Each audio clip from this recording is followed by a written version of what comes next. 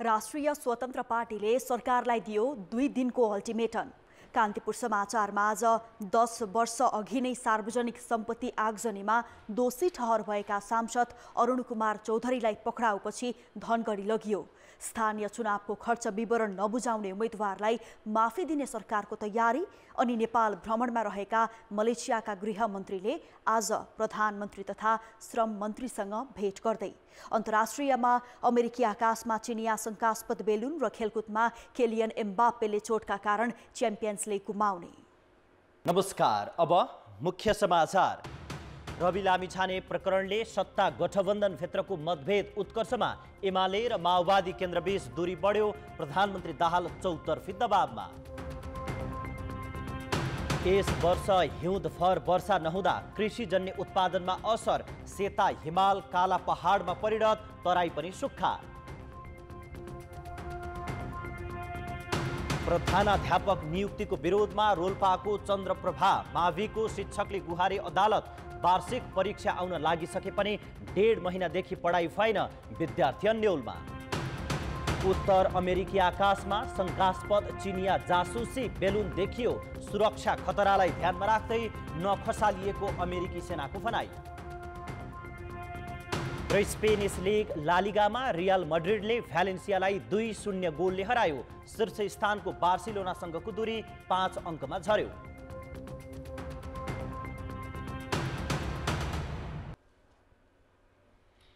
बाँकीमा पक्राउ परेका कैलाली 2बाट निर्वाचित नागरिक उन्मुक्ति पार्टीका सांसद अरुण कुमार चौधरीलाई धनगढी लगिएको छ। 10 वर्ष अघिको आगजनी मुद्दामा दोषी ठहर भई फरार रहेका सांसद चौधरीलाई प्रहरीले हिजो दिउँसो बाँकेको बैजनाथ गाउँपालिकाबाट पक्राउ गरेको थियो। बाँकेबाट चौधरीलाई गृह जिल्ला कैलाली लैजाँदै गरिएकोमा बाटैबाट फर्काएर श्री एयरको विमानमा नेपालगञ्जबाट काठमाडौँ ल्याइएको थियो। उनलाई साँझ काठमाडौँबाट जहाजमै धनगढी लगिएको छ। उनलाई जिल्ला प्रहरी कार्यालय कैलालीको हिरासतमा राखिएको छ। कैलाली क्षेत्र नम्बर 2बाट प्रतिनिधि सभा सदस्यमा निर्वाचित चौधरी सार्वजनिक सम्पत्तिमा आगजनी गरेको मुद्दाका दोषी हुन्। कैलाली जिल्ला अदालतले 10 वर्ष अघि आगजनी गरेको कसुरमा उनीमाथि 6 महिना कैद र 8 लाख जरिवाना गर्ने फैसला गरेको थियो। उक्त फैसला कार्यान्वयन भएको थिएन। यो बीचमा सांसद बनेर आएपछि उनको फैसला कार्यान्वयन नभएको तथ्य सार्वजनिक भएको थियो। यसै विषयमा थप जानकारी दिन कैलाली संवाददाता टेकराज जोशी यति बेला प्रत्यक्ष सम्पर्कमा जोडिएका छन्। टेकराज, पक्राउ परेका सांसद अरुण कुमार चौधरीलाई अहिले कहाँ र कसरी राखिएको छ? सरोज, खास गरी जुन कैलाली क्षेत्र नम्बर 2बाट निर्वाचित सांसद अरुण कुमार चौधरी हिजो दिउँसो बाँकेबाट पक्राउ परेका थिए र बाँकेबाट उनलाई हवाईजहाज मार्फत काठमाडौँ लगिएको थियो र काठमाडौँबाट हिजो साँझकै हवाईजहाज मार्फत धनगढी ल्याइएको थियो। धनगढी विमानस्थलबाट उनलाई जिल्ला प्रहरी कार्यालय कैलालीको भ्यानमा राखेर सिधै जिल्ला प्रहरी कार्यालयको हिरासतमा लगेर राखिएको छ र उनी अहिले जिल्ला प्रहरी कार्यालयमै रहेका छन्। र यहाँले अघि भने जस्तै खास गरी 10 वर्ष अगाडि आजभन्दा 2066 साल 5 महिना 3 गतेको घटना हो यो। कैलालीको लम्की क्षेत्रमा एउटा ट्र्याक्टर, महादेव बजगाईको ट्र्याक्टरमाथि आगजनी गरेको कसुरमा उनीमाथि जिल्ला अदालत कैलालीमा मुद्दा दायर भएको थियो र कैलाली जिल्ला अदालतले उनलाई 6 महिना कैद र 8 लाख रुपियाँ जरिवानाको फैसला सुनाएको थियो र उक्त फैसला अहिलेसम्म कार्यान्वयन भएको थिएन र यसअघि कसैले चासो पनि दिएका थिएनन् र अहिले जुन सांसद निर्वाचित भइसकेपछि यो मुद्दा बाहिर आएको छ र सञ्चार माध्यममा पनि आएपछि स्थानीय प्रशासनको ध्यान आकर्षण भएर प्रहरीले उनलाई खोजी जारी राखेको थियो र हिजो बाँकेबाट पक्राउ गरेको थियो। उनी अहिले जिल्ला प्रहरी कार्यालयको हिरासतमा छन् र प्रहरीका अनुसार आज कार्यालय समयमै उनलाई कैलाली जिल्ला अदालतमा पेश गरिने भनेर हामीलाई जानकारी प्राप्त भएको छ। सरोज, अब पक्राउ परेका सांसद चौधरीलाई भुक्तानीका लागि जेल चलान गर्ने प्रक्रिया कस्तो हुन्छ, यसबारेमा तपाईसँग केही जानकारी छ?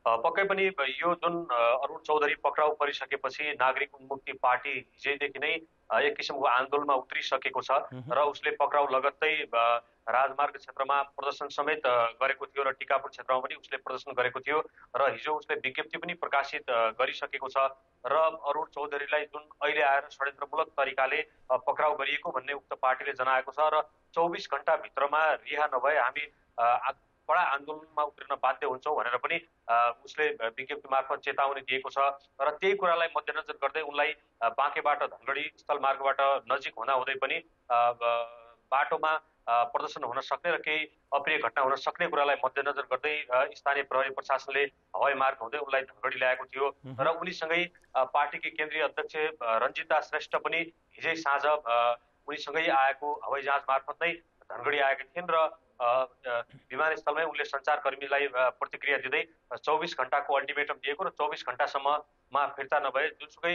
कदम पनि चाल्न बाध्य हुने भनेर प्रतिक्रिया दिएकी थिइन्। जुन सङ्घीय सरकारलाई पनि उक्त पार्टीले समर्थन दिएको छ र यहाँ प्रदेशमा पनि सुदूरपश्चिम प्रदेशमा पनि यो 27 गतेभित्र विश्वासको मत दिइसक्नुपर्ने र त्यसमा उनको पार्टी नागरिक उन्मुक्ति नै निर्णायक रहेको पनि छ र अहिलेसम्म उसले विश्वासको मत दिने एकिन आधार दिइ नसकेका कारण नै अहिलेसम्म यहाँको सरकारले विश्वासको मत पनि लिएको छैन र त्यो विषयमा पनि हामी सोच्न बाध्य हुन्छौँ यदि अरुण कुमार चौधरीलाई रिहाई नगरेमा हामी विश्वासको मत पनि दिन सक्दैनौँ भन्ने किसिमको प्रतिक्रिया पनि उनले दिएकी छन् र अब आज प्रहरी प्रशासनले कसरी अगाडि बढ्छ भन्ने कुरा अहिले जानकारी दिएको छैन तर उनलाई अदालतमा पेश गर्छौँ भनेर प्रहरीले हामीलाई जानकारी दिएको छ र अहिले कार्यालय समयभित्र उनलाई अदालतमा पेश गरिन्छ वा रिहा गरिन्छ भन्ने विषयमा अझै यकिन भएको छैन सरोज। अब सांसद चौधरीलाई पक्राउ गरी गृह जिल्ला लगिसके पछाडि पार्टी अध्यक्षले त प्रतिक्रिया दिइसकेको अवस्था छ। कार्यकर्ताको प्रतिक्रिया कस्तो छ, त्यहाँको माहौल कस्तो छ, के देख्नु भएको छ तपाईले? हो, खास गरी यो जुन नागरिक उन्मुक्ति पार्टी कैलालीको टिकापुर क्षेत्रबाट उदाएको पार्टी हो र त्यही क्षेत्रका 3वटा निर्वाचन क्षेत्रमा उसले अहिले जित पनि हासिल गरेको छ र खास गरी जुन रेशम चौधरी अहिले पनि कारागारमा छन्। टिकापुरमा जुन 7 जनाको ज्यान जाने गरी भएको घटनाका मुख्य आरोपीका रूपमा उनी अहिले पनि काठमाडौँ कारागारमा छन् र उनले रिहाई हुनुपर्ने भन्दै उनको पार्टीले रेशम चौधरी लगायतका जुन कैदी बन्दीहरू छन् उनीहरूलाई रिहाई हुनुपर्ने मुख्य मुद्दा राखेर यो पार्टी स्थापना भएको हो र त्यही आधारमा उसले त्यहाँका स्थानीय तह र सङ्घीय र प्रदेशमा पनि आफ्नो जित हात पारेको छ र यो अरुण चौधरी अहिले पक्राउ परिसकेपछि उनीहरूले त्यही मुद्दासँग नै यो घटनालाई जोडेका छन्।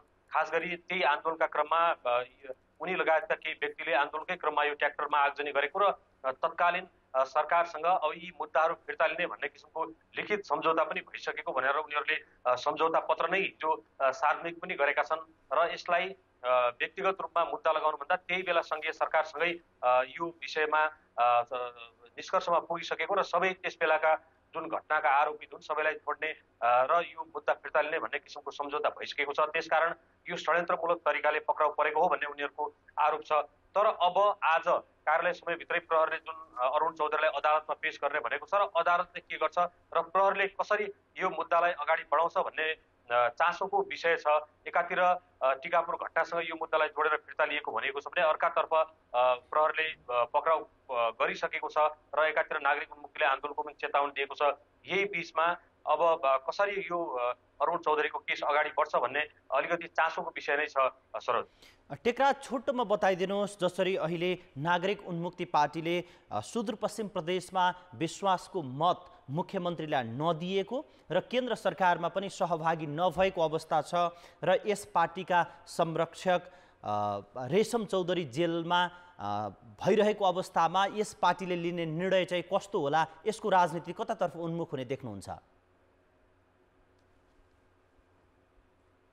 हो, पक्कै पनि खास गरी अहिले सङ्घीय सरकार र सुदूरपश्चिम प्रदेश सरकारमा उसले समर्थन दिएको छ र खास गरी अझै सङ्घीय सरकार भन्दा पनि सुदूरपश्चिम प्रदेशमा यो पार्टी एकदमै निर्णायक छ। नागरिक उन्मुक्ति पार्टीका 7 जना सांसदले समर्थन नदिएमा यही 27 गते नै जुन एमाले नेतृत्वको सरकार छ, एमाले नेतृत्वको सरकार सङ्कटमा पर्ने देखिन्छ।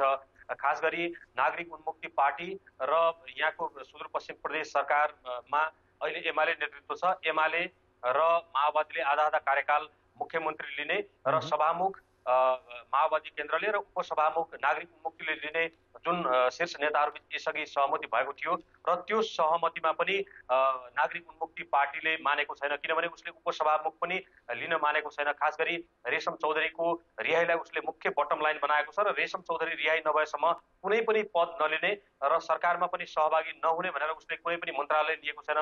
त्यसै कारण पनि सुदूरपश्चिम प्रदेश सरकारले अहिलेसम्म विश्वासको मत लिन सकेको छैन र यहाँको मन्त्रीमण्डल पनि विस्तार हुन सकेको छैन। अहिलेसम्म 2 जना मन्त्रीहरू छन्, खास गरी माओवादीबाट खगराज भट्ट र एमालेबाट सन्तोष कुमारी शर्मा थापा छन्। उनीहरूले पनि अहिलेसम्म बिना विभागीय मन्त्रीका रूपमा नै शपथ ग्रहण गरेका छन् र अहिलेसम्म सरकार विस्तार पनि हुन सकेको छैन र लगातार यो बीचमा नागरिक उन्मुक्ति पार्टीसँग यो यहाँका एमाले र माओवादीका नेताहरूले शीर्ष नेता मार्फत पनि रेशम चौधरीसँग छलफल गराएका छन्, तर पनि अहिलेसम्म निष्कर्षमा उक्त पार्टी पुग्न सकेको छैन। पर्खर हेरेको स्थितिमा छ र यो 17 गते पनि सर्वोच्च अदालतमा रेशम चौधरीको पेशी थियो र त्यो पेशी पनि स्थगित भएको छ, पेशी पनि अगाडि बढ्न सकेको छैन। त्यसकारण नागरिक उन्मुक्ति पार्टीले अब यो घटना जुन अहिले अरुण चौधरी पक्राउ घटना छ, यो घटनाले यो सुदूरपश्चिम प्रदेश सरकारको निर्णयलाई अझै जटिलतातर्फ उन्मुख हुने देखाएको छ। जुन रञ्जिता चौधरीले दिएको प्रतिक्रिया छ त्यसलाई पनि आधार मान्न सकिन्छ। उनले 24 घण्टे अल्टिमेटम भनेकी छिन् र हिजोबाटै आजसम्म, अब भोलिसम्ममा आज धनगढीमै पनि केन्द्रीय समिति बैठक बस्न सक्ने र उक्त बैठकले अरुण चौधरीको विषयमा के निर्णय गर्छ त्यसै आधारमा नै हामी निर्णय गर्छौँ र आज धनगढीमै बस्ने केन्द्रीय समिति बैठकले त्यो निर्णय गर्छ भनेर रञ्जिता श्रेष्ठले दिएकी छन्। धन्यवाद। उनी थिए कैलाली संवाददाता टेकराज जोशी। बाँकेमा पक्राउ परेका कैलाली 2बाट निर्वाचित नागरिक उन्मुक्ति पार्टीका सांसद अरुण कुमार चौधरीलाई धनगढी लगिएको बारे जानकारी गराउँदै। राष्ट्रिय स्वतन्त्र पार्टीले तत्काल सरकार नछाड्ने भएको छ। पार्टी कार्यालय वसुन्धरामा हिजो बसेको केन्द्रीय समिति र संसदीय दलको संयुक्त बैठकले तत्काल सरकार नछाड्ने निर्णय गरेको हो।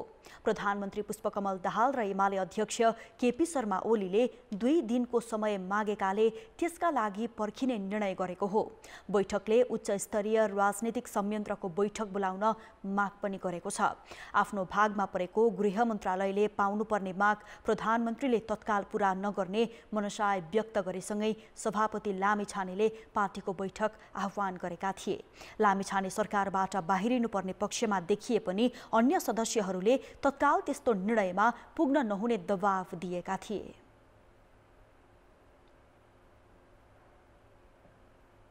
प्रधानमन्त्रीले मागेको 2 दिनको समय, त्यो 2 दिनको समयलाई पनि ध्यान दिएर 2 दिनपछि हामी फेरि बस्ने, आवश्यक पर्यो भने बिचमा फेरि बस्ने र 2 दिनपछि आवश्यक निर्णय लिने र अहिले छलफललाई जारी राख्ने निर्णय गरेको छ। नागरिकता मुद्दामा सांसददेखि उपप्रधान तथा गृहमन्त्रीसम्मका सबै पद गुमाएका राष्ट्रिय स्वतन्त्र पार्टीका सभापति लामिछानेले आफूलाई पुनः गृहमन्त्री बनाउन दबाव दिइरहेका छन्। सरकार बनेको 2 महिना नबित्दै सत्तारूढ दलभित्र अन्तर्विरोध सुरु भएको छ। रवि लामिछानेको असन्तुष्टि सतहमा आइसकेको छ। यससँगै नेकपा एमाले र माओवादीका नेताहरूबीच मतभेद बढेको छ। मधेस केन्द्रित दलहरू सरकार गठनको प्रक्रियामा असन्तुष्ट छन् भने संसद बैठकमै सत्ता पक्षका सांसदबीच भनाभन भएको छ। बढ्दो मतभेदले पुष्पकमल दाहाल नेतृत्वको सरकार नै अल्पमतमा पर्ने हो कि भन्ने प्रश्न उब्जाएको छ। रवि लामिछाने प्रकरणले प्रधानमन्त्री पुष्पकमल दाहाल र एमाले अध्यक्ष केपी शर्मा ओली बीचमा समेत मतभेद बढाएको छ।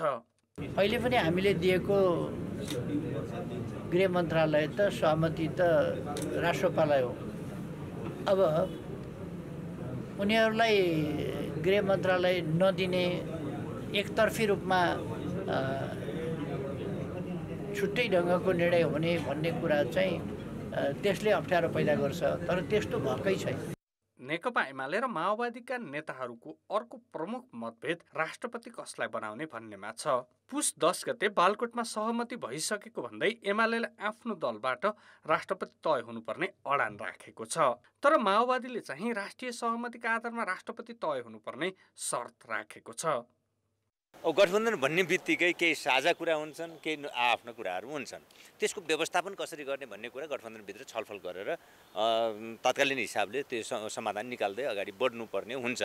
एमाले र माओवादीको अर्को मतभेद पूर्व प्रधान न्यायाधीश चोलेन र शमशेर जबरा विरुद्ध परेको महाभियोगको प्रस्तावलाई अघि बढाउने कि नबढाउने भन्नेमा समेत परेको छ। रवि लामिछाने प्रकरण, राष्ट्रपतिको उम्मेद्वार, चोलेन र प्रकरण लगायतका राजनीतिक विषयले एमाले र माओवादी बीच दूरी बढाएको हो। प्रचण्डजीसँग अहिले के छ भने एमाले छोड्यो, 78ले छोड्यो भने नि 89ले सपोर्ट गर्ने सम्भावना, किन भन्दा सपोर्टै छ सरकारमा। त अहिलेसम्म काङ्ग्रेसले हामीले दिएको मत फिर्ता लियौँ नभनिसकेको अवस्थामा भलै ऊ चाहिँ म सरकारमा बस्दिनँ विपक्षमा बस्छु भनिरहेको सन्दर्भमा प्रचण्डजीलाई त्यो मौकाको सुविधा भएको कारणले चाहिँ उहाँले ओलीजीका सबै कुरा सुन्न बाध्य हुनुहुन्न। त्यो नै एउटा परिघटना हो। त्यसो त मधेस केन्द्रित दल जनता समाजवादी, नागरिक उन्मुक्ति र जनमत पार्टीलाई पनि प्रधानमन्त्री दाहालले विश्वासमा ल्याउन सकेका छैनन्। प्रतिनिधि सभाबाट 169 सांसदको समर्थन जुटाएर प्रधानमन्त्री बनेका दाहालसँग राष्ट्रिय स्वतन्त्र पार्टीको 19, जनता समाजवादीको 12, जनमत पार्टीको 6 र नागरिक उन्मुक्ति पार्टीको 4 सिट समेत गरी 41 सांसदको विश्वास जोगाइराख्नुपर्ने चुनौती बढेको छ। समाचार अझै बाँकी छन्। समाचारमा पुनः स्वागत छ। दोलखाको कालिन्चोक गाउँपालिका 9 को कटुवा चौर बजारका 9 घरमा भएको आगलागीमा 4 करोड रुपैयाँ भन्दा बढीको क्षति भएको छ। बुधबार राति लागेको आगोमा कटुवा चौर बजारका 9 घर सहित 16वटा पसल जलेर नष्ट भएका छन्। आगलागीबाट बजारमा अधिकांश पसलमा क्षति पुगेको प्रहरीले जनाएको छ। आगलागी पीडितलाई तत्कालका लागि खाना र बस्नका लागि नेपाल रेड क्रस सोसाइटी दोलखाले लत्ता कपडा सहित भाँडा बर्तन राहत उपलब्ध गराएको छ। सरकारी खर्च धान्नै कठिन हुने गरेको छ। खर्च घटाउन अनेक उपायको खोजी भइरहेको चर्चा सरकारले गरेको छ। अर्थ मन्त्रालयले खर्च कटौतीको निर्णय पनि गरेको छ। तर खर्च घटाउने उपाय पहिचान गरेर बुझाइएका प्रतिवेदन कार्यान्वयनमा पनि सरकारको चासो छैन। त्यति मात्र होइन, राज्यलाई अनावश्यक भार परिरहेका संस्था कटौतीमा पनि कसैको ध्यान पुगेको छैन। उल्टै एउटै प्रकृतिका आयोजना कार्यक्रमहरू सञ्चालन गरेर बोझ थप्ने कामले निरन्तरता पाएको छ। सिंहदरबारभित्र एउटा सरकारी कार्यालय छ, समर्जन कम्पनी। विक्रम सम्वत 1861 मा स्थापना भएको यस कार्यालयलाई सरकारले वर्षेनी बजेट छुट्याउँदै आएको छ। बालुवाटार जग्गा प्रकरणमा मुछिएको यो बेकामे कम्पनीका कर्मचारी पाल्न सरकारले चालु आर्थिक वर्षमा पनि 1 करोड 43 लाख बजेट छुट्याएको छ। चालु आर्थिक वर्षको 17 खर्ब 93 अर्बको बजेटमा 11 खर्ब 83 अर्ब प्रशासनिक खर्चका लागि छुट्याइयो। विकास खर्च 3 खर्ब 80 अर्ब मात्रै छ। अहिले राज्यको ऋण 20 खर्ब नागेको छ। प्रशासनिक खर्च धान्नै कठिन हुने अवस्था छ। तर राज्यले ऐजेरू जस्ता संस्थाहरू कटौती गर्न सकेको छैन। राज्यबाट वर्षेनी सुविधा लिने तर कुनै काम नै नभएका संस्था पालेर राखेको सरकारले खर्च मात्र बढाएको छ। त्यति मात्र होइन, एउटै कामका लागि उस्तै नामका आयोग, कोष, परियोजना, योजना, केन्द्र, प्रतिष्ठान र कार्यक्रम सञ्चालन गरेर खर्च बढाएको छ। त्यसको अनुगमन प्रणाली चाहिँ हुन जरुरी छ क्या, किनभने ट्याक्स पेयरको पैसा भनेको त्यो पैसा कहाँ जान्छ होइन, तपाईँ हाम्रो पैसा हो नि त्यो त होइन, त्यो पैसा कहाँ गएको छ, त्यो कहाँ कुन ठाउँमा खर्च भएको छ होइन, अनि त्यसको अनुगमन प्रणाली के कस्तो छ अथवा त्यसको एकाउन्टिङ अडिटिङ सिस्टम के छ त्यो थाहा पाउनुपर्छ। त्यसकारण यो विषयमा अलिक बहस छलफल पनि जरुरी छ। कृषिका नाममा मात्रै दर्जनौं आयोजना र कार्यक्रम छन्।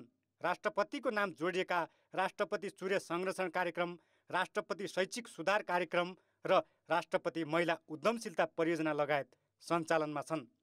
यस्ता कार्यक्रमको प्रतिफल के कति भयो भन्ने कुनै समीक्षा छैन। त्यस्तै राष्ट्रिय युवा परिषद, राष्ट्रिय युवा परिचालन कार्यक्रम, युवा स्वरोजगार कार्यक्रम, युवा रोजगारीका लागि रूपान्तरण पहल लगायतका एकै खाले कार्यक्रममा फरक संरचना बनाइएका छन्। गरिबसँग विशेषवर कार्यक्रमका लागि अझै बजेट छुट्याइने गरेको छ। नेपाल सरकार अधीनका अनेकौं संस्थाहरू छन्, अनेकौं संरचनाहरू छन् जो कामयाब छैनन्। केवल केही मानिसहरूलाई राजनीतिक नियुक्ति दिने उद्देश्यबाट त्यस्ता संस्थानहरू सिर्जना गर्दै जाने हो भने यति व्यवहार, यति दायित्व बढ्दै जान्छ कि देशले त्यो थाम्नै नसक्ने हुन्छ। प्रत्येक मन्त्रालय अन्तर्गत काम नभएका आयोजना तथा कार्यक्रम सञ्चालनमा छन्, जबकि यस्ता कार्यक्रमको कुनै औचित्य देखिँदैन। भूमि सुधार मन्त्रालय आफै छ, त्यहीँभित्र फेरि भूमि आयोग, सुकुम्बासी आयोग हामीले बनाएकै छौँ। यहाँ हामी चाहिँ महिला मन्त्रालय छँदैछ, फेरि महिला राष्ट्रिय महिला आयोग भन्ने चाहिँ हामीसित छ होइन। यसरी यस्तो चाहिँ सरकारभित्रकै भएका निकायमा पनि डुप्लिकेसनहरू थुप्रै छन्। तर झट्ट हेर्दाखेरि एउटा पाटोबाट हेर्दा ती वैज्ञानिक जस्ता पनि देखिन्छन्, अर्को पाटोबाट हेर्दा फजुल खर्ची पनि देखिन्छन्। अनावश्यक खर्च बढाउने संरचना र कार्यक्रमहरू कटौती गर्न सरकारले चासो देखाउने गरेको छैन। हरेक सरकारले नयाँ संरचनाहरू थप्दै जाने, पुराना संरचनाहरू खारेज नगर्ने परिपाटीले प्रशासनिक खर्च बढेको बढै छ।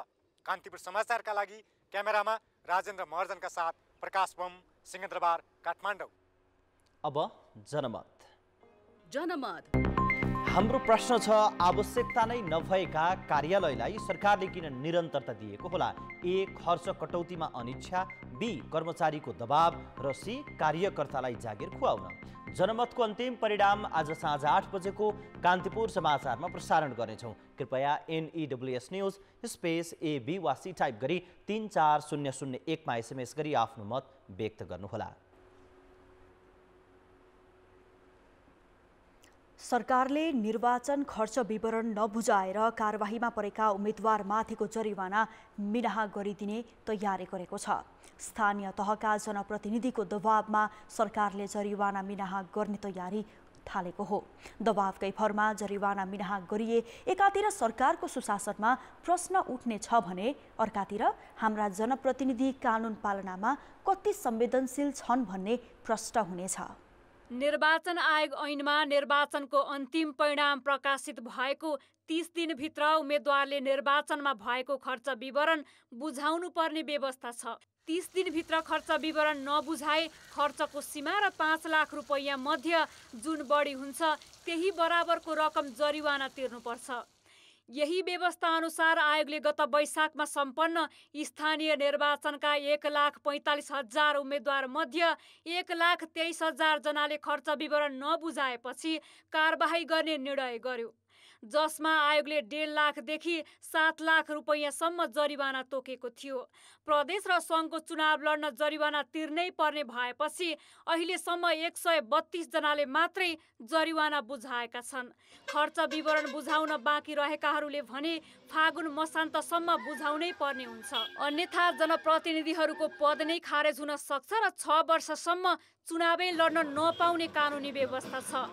यति हुँदाहुँदै पनि खर्च विवरण नबुझाउने जनप्रतिनिधिहरूले जरिवाना तिर्नुको साटो उल्टै मिनाहाका लागि प्रधानमन्त्री पुष्पकमल दाहालसँग गुहार मागेका छन्।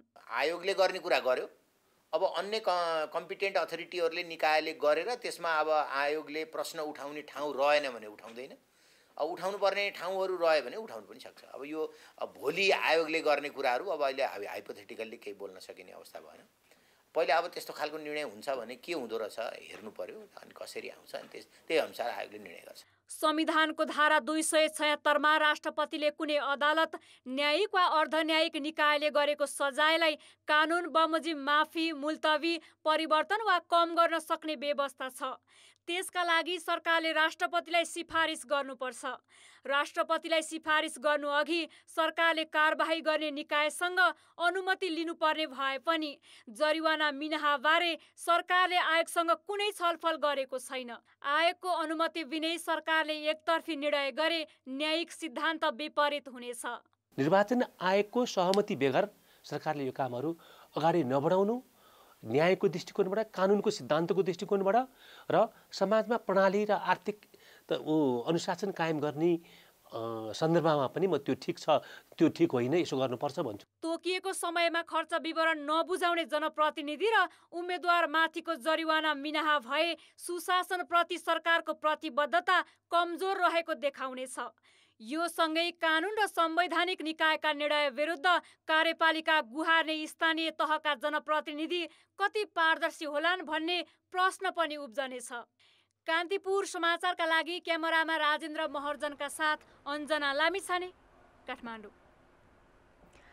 भूमिहीन, सुकुम्बासी र अव्यवस्थित बसोबासीलाई व्यवस्थित गर्न राष्ट्रिय भूमि आयोग बनेको हो। तर यो आयोगले मकवानपुरमा पहुँच र शक्तिका आडमा ठुला बडालाई लाल पूर्जा वितरण गर्ने तयारी गरेको छ। यसरी लाल पूर्जा पाउनेमा अर्बपति व्यापारी अजयराज सुमार्कीकी आमाको नाम समेत परेको छ।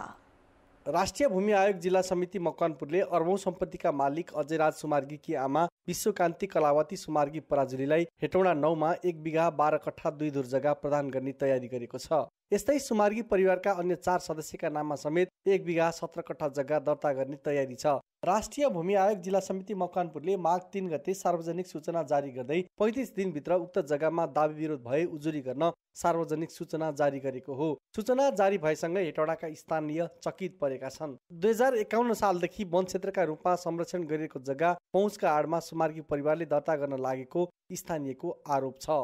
अब यो सुकुम्बासीको नाउँमा चाहिँ हुकुमबासीको चाहिँ शक्तिको दुरुपयोग गरेको हो कि भन्ने चाहिँ हामीलाई लागिरहेछ। यो जग्गा नितान्त रूपले कुखुरा सामुदायिक वनको हातभित्र पर्ने जग्गा हो। उहाँहरूलाई सुकुम्बासी भनेर दाबी गर्ने ढङ्ग यहाँ छैन। सुमार्गी परिवारले दाबी गरेको जग्गा कुखुरेनी सामुदायिक वन क्षेत्रभित्र पर्दछ। यो सामुदायिक वनले नदी विकास क्षेत्रका केही भाग 50 वर्षका लागि मानव सेवा आश्रमलाई उपलब्ध गराएको छ। पहिले खहरेलाई नियन्त्रण गरेर यो खहरेमा यहाँको जनताहरूले वृक्षारोपण गरेर यसलाई चाहिँ आफ्नो सामुदायिक वन बनाउनु भएको छ र यो वनको क्षेत्रफल पनि तोकिएको छ र यो वनकै क्षेत्रफल भित्रको जमिनमा चाहिँ अहिले मानव सेवा आश्रमलाई पनि उहाँहरूले आश्रय दिनुभएको छ। सुमार्गी परिवारका सदस्य प्रदीप पराजुली भने यो जग्गा वर्षौंदेखि आफूहरूले नै भोगचलन गर्दै आएको दाबी गर्छन्। यहाँ वन भन्ने छैन, एकदमै हाम्रो अगुवाको जग्गा हो। हाम्रो हजुरआमाको नाममा लक्ष्मीदेवी पराजुलीको नामको जग्गा हो। पहिलेका आयोगहरूबाट भएको निर्णयको निरन्तरता र त्यसैका आधारमा भूमि आयोगले जारी गरेको सूचनालाई स्थानीय तहले प्रकाशित गरिदिएको वडा अध्यक्षको भनाइ छ। भूमि आयोगले चाहिँ उहाँहरूलाई चाहिँ भनौँ तपाईँलाई 35 दिने सूचना छ, दाबी छ, के छ भन्ने कुरो चाहिँ वडामा पठाइदियो। त्यही वडालाई चाहिँ हामीले चाहिँ त्यही पेपरलाई वडामा हामीले चाहिँ तपाईँहरूको सार्वजनिक सूचना है यस्तो यस्तो जग्गा आछ, यसरी आछ, कसैको दाबी विरोध छ भने चाहिँ भनेर हामीले सार्वजनिक सूचना मात्रै गरे हो। वर्षौंदेखि खाली रहेर स्थानीयले वनका रूपमा संरक्षण गरिएको जग्गा भूमिहीन सुकुम्बासीलाई नभई अर्बौं सम्पत्तिका मालिकहरूका नाममा दर्ता गर्ने प्रक्रिया सुरु भएकोमा यहाँका बासिन्दाले चिन्तासँगै आक्रोश व्यक्त गरेका छन्। वर्षौंदेखि पसिना बगाएर खनजोत गर्दै आएको जग्गाको स्वामित्व प्राप्त गर्न नसकेका अव्यवस्थित बसोबासी र भूमिहीन सुकुम्बासीलाई जग्गाधनी प्रमाण पूर्जा दिन स्थापना गरिएको राष्ट्रिय भूमि आयोगले अथाह सम्पत्तिका मालिकहरूलाई पनि जग्गाधनी प्रमाण पूर्जा दिने हो भने यसको स्थापनामाथि नै प्रश्न चिन्ह उठ्छ। कान्तिपुर समाचारका लागि क्यामेरामा सुजन पुडासैनीका साथ बालकृष्ण अधिकारी, हेटौडा, मकवानपुर। जलवायु परिवर्तनको असर नेपाल सहित विश्वभर नै देखिएको छ। हिउँ द्रुत गतिमा पग्लदा सुन्दर हिमाल काला चट्टानका पहाडमा पडिरत हुन थालेका छन्। यति मात्र नभई हिउँदभरि वर्षा नहुँदा कृषि उत्पादनमा मात्र नभएर जीविकोपार्जनमै असर पर्ने देखिएको छ। गत कार्तिक यता काठमाडौँ उपत्यका लगायत पूर्वी क्षेत्रमा पानी परेको छैन। हिउँदमा पर्नुपर्ने पानीको औसत 13% मात्रै वर्षात भएको छ। हिमालमा हिउँ परेको छैन भने तराईमा सुक्खा बढ्दो छ, जसले हिउँदे बालीलाई प्रत्यक्ष असर गरेको छ। आलु रोप्यो, पानी लगाए, पानी नभए त्यसै रोग लागेर सुकेर मरिरहेछ। तोरीहरू छरेको छ, त्यो तोरी पनि पानी आकाशबाट पानी नआए जति सिँचाइ गरे पनि नहुँदो रहेछ, त्यतिकै सुकिरहेछ। पहिला धेरै उब्जनी हुन्थ्यो र त्यही रहरले गरियो, अहिले बिउै मात्रै पनि मासिरहेछ। जल तथा मौसम विज्ञान विभागका अनुसार जाडो महिनाको 3 महिनामा 60.1 मिलिमिटर अनुपातमा पानी पर्ने गरेको थियो। तर यस वर्ष सुदूरपश्चिम र कर्णालीका केही क्षेत्रमा 7.9 मिलिमिटर मात्रै पानी पर्यो। हिउँदमा पानी नपर्दा आकाशे पानीको भरमा खेती गर्ने क्षेत्र बाँझै छन्। बालीनालीमा किरा लाग्दा उत्पादकत्व घट्दै गएको छ। किसानलाई त हामीलाई धेरै दुःख छ, किनभने पानी पर्या छैन। पानीको कारणले सिँचाइ भइरहेको छैन, सिँचाइको साधनै छैन हामी कहाँ। यहाँ सिँचाइको नभएको कारणले पानी पनि परिरहेछ। बालीझालीमा हामीलाई धेरै नोक्सान छ, खर्च पनि धेरै बढिरहेछ। हामीहरूको खर्चै उपलब्ध भइरहेको छैन किसानीबाट।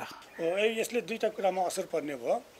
एउटा जुन हामीले क्रप फेनोलोजी भन्छ, बिरुवाको फुल फुल्ने समय, हुर्कने समय, फल लाग्ने समयहरू जुन हुन्छ नि, त्यसलाई हामीले फेनोलोजी भन्छ। त्यसमा यसले असर गर्ने भयो। ढिलो फुल्नुपर्ने कुरा छिटो फुल्ने भयो, अनि पानी चाहिने कुरा पानी नपाएर सुक्ने भयो, जस्तो गहुँहरू।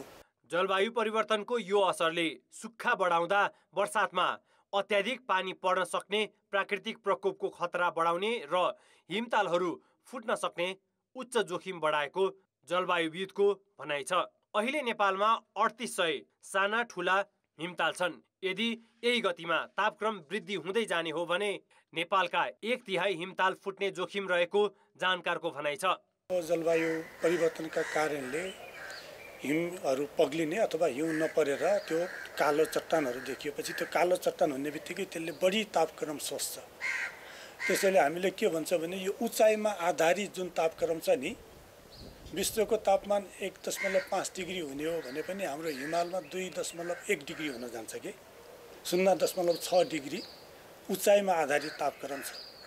त्यसले गर्दाखेरि हिमालका हिमतालहरू छिटो पग्लने त्यो एउटा सङ्केत देखिएको छ। अब त्यो कुराहरू गर्नको लागि यो विश्व स्तरमा नै एउटा ठुलो कमिटमेन्ट चाहिन्छ। आवश्यक उपाय नअपनाए आगामी 30 वर्षमा विश्वभर खाद्य आपूर्ति तथा खाद्य सुरक्षा नराम्ररी प्रभावित हुने संयुक्त राष्ट्रसङ्घको अनुमान छ। यसैले नेपालमा पनि जलवायु परिवर्तनले पार्ने दीर्घकालीन असर न्यूनीकरण गर्न कृषि प्रणाली र उत्थानशील जीविकोपार्जन गर्नेतर्फ सोच्न ढिलो भइसकेको छ। कान्तिपुर समाचारका लागि जिल्ला सहकर्मी दिपेन्द्र साक्य र रमेश ठाकुरको सहयोगमा क्यामेरामा हेम प्रसाईका साथ सुबिन्द्र श्रेष्ठ, काठमाडौँ। प्रधानाध्यापक नियुक्तिको विरोधमा शिक्षकले नै अदालतमा मुद्दा दायर गरेपछि रोल्पाको एक विद्यालयमा 1.5 महिनादेखि पढाइ रोकिएको छ। विद्यार्थीहरू विद्यालय आए पनि पढाइ नभएपछि घर फर्किन बाध्य छन्। वार्षिक परीक्षा आउन लागिसके पनि शिक्षकहरू भने पढाउन छाडेर अदालत धाउनै व्यस्त छन्। रोल्पाको सुनल स्मृति गाउँपालिका 3 मेजिङ स्थित चन्द्रपर्वा माविका प्रधानाध्यापक अभिमान सिंह घरती मगर मङ्सिर 24 गते उमेर हटका कारण सेवानिवृत्त भएपछि व्यवस्थापन समितिले शिक्षक रत्नलाल सुवेदीलाई नियुक्ति गर्यो। तर अर्का शिक्षक ओमप्रकाश विष्ट उक्त निर्णय विरुद्ध उच्च अदालत तुलसीपुरमा रिट दायर गरे। व्यवस्थापन समिति र शिक्षक बीच विवाद हुँदा 1.5 महिनादेखि विद्यालयमा नियमित पढाइ हुन सकेको छैन। शिक्षकहरू बिदामा बस्ने र विद्यालय आए पनि हाजिर गरेर मात्र फर्किने गरेका छन्। धेरै भइसक्यो शिक्षकहरूको कमी भएको, अनि एसी पनि नजिकाइसकेछ, खासै पढाइ पनि हुँदैन। पठन चाहिँ अलिक कमै हुन्छ। सरहरू सब बाहिर बिदामा कहिले कहाँ जान्छ कहिले कहाँ जान्छ, राम्रो पढाइ नै हुन्न। विद्यालयमा 600 भन्दा बढी विद्यार्थीले अध्ययन गर्दै आएका छन्। 18 जना शिक्षक दरबन्दी रहे पनि नियमित विद्यालय आउँदैनन्। गाउँपालिका शिक्षा तथा खेलकुद शाखा र विद्यालय व्यवस्थापन समितिले राजनीतिक आस्थाका आधारमा शिक्षा नियमावली विपरीत प्रधानाध्यापक नियुक्ति गरेकाले अदालत जानु परेको शिक्षक बताउँछन्। लामो समयसम्म सुनुवाई नभएपछि यो केस उच्च अदालतसम्म पनि गएको छ र नियमअनुसार हाम्रो आदरणीय पर अभिमान सिंह घरती मगरले मलाई निमित्त दिएर जानुभएको थियो। शिक्षा नियमावलीमा माध्यमिक तहको प्रधानाध्यापक हुन कम्तीमा शिक्षा शास्त्र संकायमा स्नातकोत्तर वा सोसर उत्तीर्ण गरी विद्यालयको सम्बन्धित तहमा कार्यरत स्थायी शिक्षक हुनुपर्नेछ। विद्यालय व्यवस्थापन समितिले भने नियमावली अनुसार नै नियुक्ति दिएको दाबी गर्छ। स्थानीय नियमावली 2075 को 51 अनुसार चाहिँ पर छनौट गरेका थियौँ हामीले। अब त्यसमा चाहिँ केही त्यो राजनीतिक दबाब यस्तो अरू कसैको टेउमा चाहिँ गरेर त्यसरी निर्णय गरेको थिएन। नियुक्तिमा देखिएको त्रुटि बहसको विषय हुन सक्छ, तर सोही आधारमा विद्यालयकै पठन पाठन अवरुद्ध गर्नुलाई कुनै पनि अवस्थामा सही मान्न सकिँदैन। कान्तिपुर समाचारका लागि मिनराज रोका, मिजिङ, रोल्पा। स्वास्थ्य मन्त्रालयले सहज रूपमा स्वास्थ्य सेवा पाउने व्यवस्था मिलाउन मातहतका निकायलाई निर्देशन दिएको छ। स्वास्थ्य मन्त्री पदम गिरीले हिजो स्वास्थ्य सेवा विभागको अनुगमन गर्दै जनगुनासो सम्बोधन गर्न निर्देशन दिए। उनले उपकरणहरू बिग्रिएको बहाना नबनाउन र अस्पतालहरूलाई डिजिटलाइज गर्न समेत सुझाव दिए। सम्बन्धित ठाउँमा त्यसको चाहिँ प्रयोग भएको छ कि छैन, कुन अवस्थामा छ, कि त्यो डम्पिङ भएर बसेको छ र अनि बिरामी जति बाहिर गइराखेका छन्। व्यापक जनताको गुनासो छ। किन यस्तो हुन्छ? नेपाली जनताले आफ्नो रगत र पसिनाबाट दिएको राजस्वले हामी यति महँगोमा सामग्रीहरू खरिद गर्छौँ, तर त्यसको सही सदुपयोग हामी गर्न सकेनौँ भने त्यो बहुतै दुःखको कुरा हुन्छ। यता स्वास्थ्य सेवा विभागले भने प्रदेशहरूमा उपकरण पठाए पनि जनशक्ति र स्थान अभाव लगायतका कारणले उचित प्रयोग नभएको जनाएको छ। ठाउँको अभावमा इन्स्टल हुन नसकेको अवस्था छ। केही सामग्रीहरू भने, केही औजार उपकरणहरू भने केही ठाउँमा त्यो सामग्री, त्यो औजार उपकरणहरू सञ्चालन गर्न सक्ने प्राविधिक जनशक्तिको अभावमा पनि त्यहाँ सञ्चालन नभइरहेको अवस्था छ। अनुगमनका क्रममा स्वास्थ्य मन्त्रीले सामान खरिद प्रक्रिया पारदर्शी बनाउन समेत निर्देशन दिए। आर्थिक र अन्तर्राष्ट्रिय समाचार अझै बाँकी छ। अर्थ र विकास। मलेसियाका गृहमन्त्री साइफुद्दिन नासुसन इस्माइल नेपालको 2 दिने भ्रमणका क्रममा काठमाडौँ आइपुगेका छन्। उनी हिजो राति काठमाडौँ आइपुगेका हुन्। विमानस्थलमा सञ्चारकर्मीसँग छोटो प्रतिक्रिया दिँदै आफू पहिलो पटक नेपाल आएकोमा खुसी लागेको उनले बताएका हुन्। मलेसियाका गृहमन्त्री साइफुद्दिनले आज प्रधानमन्त्री पुष्पकमल दाहाल, श्रम, रोजगार तथा सामाजिक सुरक्षा मन्त्री डोल प्रसाद अर्याल लगायतसँग भेट गर्नेछन्। नेपाल भ्रमणको क्रममा 2 देशबीचको श्रम सम्झौताका विषयमा समेत छलफल हुनेछ। आज बिहान मलेसियाका अधिकारी र नेपाली अधिकारीहरूका बीचमा पारस्परिक सम्बन्ध तथा श्रम सम्झौताका विषयमा छलफल हुने जनाइएको छ। उनी शनिबार काठमाडौँबाटै बङ्गलादेश जाने कार्यक्रम रहेको छ। मलेसियाका गृहमन्त्रीको सहभागितामा आज नेपाल र मलेसिया बीच द्विपक्षीय बैठक बस्दैछ। उक्त बैठकमा नेपाली पक्षले 4 वर्ष अघि भएको श्रम सम्झौताको कार्यान्वयन, मलेसियामा रहेका नेपाली श्रमिकलाई समान ज्याला र सुरक्षाका विषय उठाउने भएको छ। त्यस्तै नयाँ श्रमिक भर्ना प्रक्रियामा पूर्ण रूपमा शून्य लागतको अभ्यास लागू गर्ने प्रस्ताव पनि राख्ने भएको छ।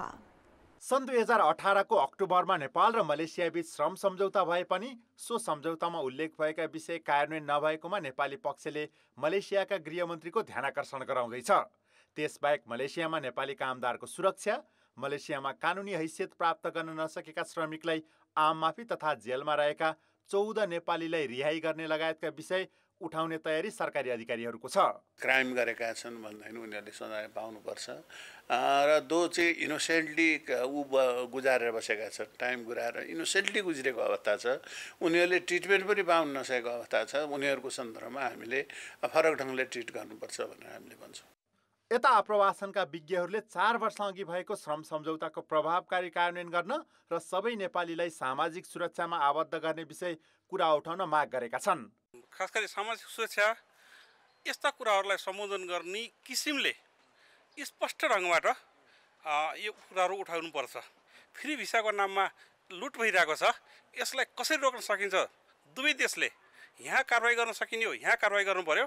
यसमा मलेसियामा केही मानिसहरू संलग्न छन् भने त्यहाँ कारवाही गर्नु पर्यो। यी यस्ता कुराहरू चाहिँ उठाउनु पर्ने जरुरी छ। मलेसियाले कोरोना महामारीपछि औद्योगिक तथा कृषि क्षेत्रमा 5 लाख विदेशी श्रमिक लिने बताएको छ। यही अवस्थामा शून्य लागतमा कोटा बढाउने गरी लबिङ गर्न पनि वैदेशिक रोजगार व्यवसायीहरूले सरकारसँग माग गरेका छन्। रोजगारदाता कम्पनीका एसोसिएसनहरू हुन्छ, हामी जस्ता एसोसिएसनको बिचमा डाइरेक्ट रिलेसन रहने गरी एउटा सम्बन्ध विस्तार गर्नुपर्छ भन्ने हाम्रो सुझाव हो। मलेसिया नेपालीहरूको प्रमुख श्रम गन्तव्य मुलुक हो। अहिले करिब 4 लाख नेपाली श्रमिक मलेसियामा छन्। मलेसियाले सबैभन्दा बढी सुरक्षा गार्ड लिने गरेको छ। ठुलो सङ्ख्यामा नेपाली श्रमिक लैजाने गरे पनि न्यून पारिश्रमिक रहेकाले त्यसमा पनि पुनर्विचार गर्नुपर्ने आवाज उठिरहेको छ। नेपालसँग मिल्दोजुल्दो हावापानी र अदक्ष श्रमिकलाई पनि काम दिन सकेका कारण वैदेशिक रोजगारीका लागि मलेसिया मुख्य गन्तव्य बनेको हो। कान्तिपुर समाचारका लागि क्यामेरामा विकास जोशीका साथ सुमन पन्थ, काठमाडौँ। सन् 2023 को पहिलो महिनामा 55,000 पर्यटक नेपाल भित्रिएका छन्।